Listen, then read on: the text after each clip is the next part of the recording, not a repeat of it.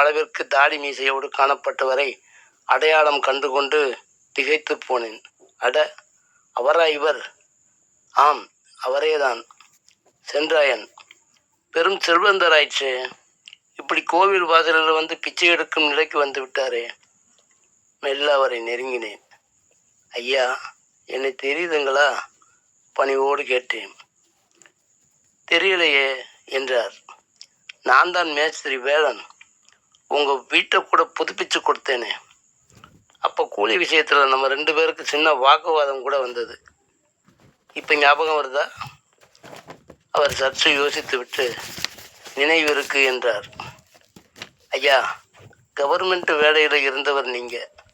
உங்களை இந்த நிலையில் பார்க்க ரொம்ப கஷ்டமாக இருக்கு. ஏன் இப்படியா? நீங்கள் உங்களுக்கு ஆட்சேபனை இல்லைன்னா என்கிட்ட சொல்லலாம்.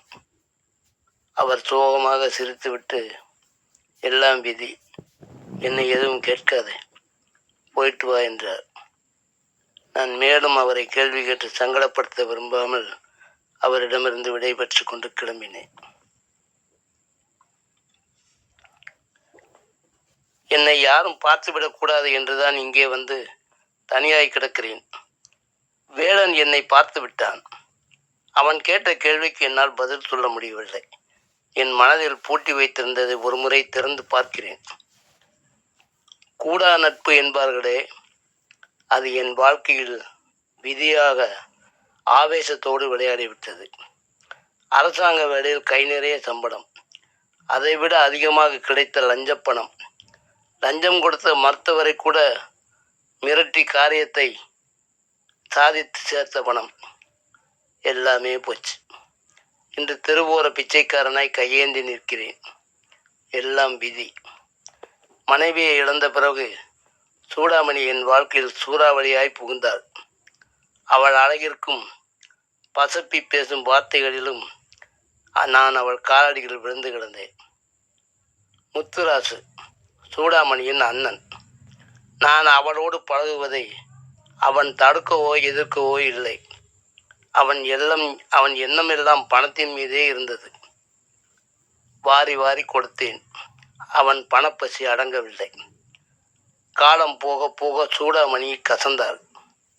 முத்துராசுவின் செயலால் அவளோடு சண்டையிட்டேன். அவள் அண்ணனை குற்றம் குறை சொன்னதால் ஆத்திரம் கொண்டாள். வாக்குவாதம் முற்றிய நிலையில் அவளை வீட்டில் இருந்த பூஜாடியால் அடிக்க அவள் தலையிலிருந்து ரத்தம் கொட்டியது. ரத்தம் கொட்ட கொட்ட செத்து போனாள். எனக்கு சர்வ நாடியும் ஒடுங்கியது. ஆத்திரத்தில் அறிவை இழந்து விட்டேனே, கொலை செய்து விட்டேனே. மனம் பதறி துடித்தது. சபாஸ் மச்சான் என்றபடி முத்துராசு, இப்போ என்ன பண்ணலாம்னு உத்தேசம் சாதாரணமாக கேட்டான். முத்து, நான் வேணும்னு இந்த கொலையை பண்ணலை. கோபத்தில் அவளை அடித்தேன். செத்துட்டா. எப்படி செத்தாலும் தண்டனை உண்டு தானே, விடுங்க. இப்போ என்ன ஆகிப்போச்சு? போகட்டும் கழுத, அடுத்ததை பார்ப்போம் மிகவும் கூலாக சொன்னான்.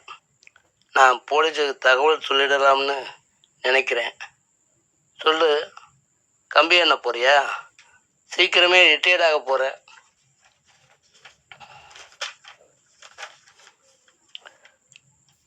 கொஞ்ச நாள் சைலண்ட்டாக இருந்துரு.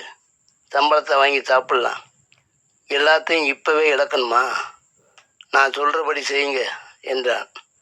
என்ன செய்யணும்? கொல்லப்பக்கம் குழி தோண்டி புதைச்சிடலாம் என்றான். அப்படியே செய்தோம். எல்லாம் முடிந்த பின், மச்சான் வீடியோ பார்ப்போமா என்றான் முத்துராசு. என்ன விளையாடுறியா? இப்போ வீடியோ பார்க்குற மனநிலையில் நான் இருக்கிறேன். இது அவசியமாக பார்க்க வேண்டிய வீடியோ மச்சான். பிணத்தை நாம தானே தூக்கி புதைச்சோம். சரியாக புதைச்சிருக்கோமா இல்லையாமான்னு வீடியோ பார்த்தான்னு தெரிஞ்சுக்க முடியும் என்றான். எனக்கு பயத்தில் கைகாலெல்லாம் நடுங்க ஆரம்பித்தது. அட பாவி, நீ பக்கா பிளான் போட்டு தான் இதெல்லாம் பண்ணுறியா? ஏன் பதறீங்க? இப்போ என்ன நடந்து போச்சு? இந்த விஷயம் நமக்குள்ளே இருக்கட்டும். நான் சொல்கிறபடி செய்தா உங்களுக்கு ஒரு கஷ்டமும் வராது, கம்பி எண்ண வேண்டிய அவசியமும் இருக்காது என்றான். என்ன செய்யணும்? அவசரப்பட வேணாம், ஒன்றொன்னா சொல்லுவேன் என்றவன் ஒன்றொன்றாக சொல்ல நான் ஒவ்வொன்றாக இருந்து கொண்டிருந்தேன். வீடு, கார், நிலம், சொத்து, பணம் எல்லாம் அவன் கைக்கு மாறியது. என் ஏடிஎம் கார்டு கூட இப்போது அவன் கையில். மாதம் மாதம் அவனே என் பென்ஷன் பணத்தை எடுத்து செலவு செய்கிறான். நான் கோவில் வாசலில் பிச்சைக்காரனாய் வாழ்கிறேன். வேடனிடம் இவ்வளவையும் சொல்ல முடியுமா? மனதுக்குள் வைத்ததை அடிக்கடி திறந்து பார்க்கிறேன். கூடா நட்பு கேடாய் முடியும் என்பதை நம்பித்தான் ஆக வேண்டும்.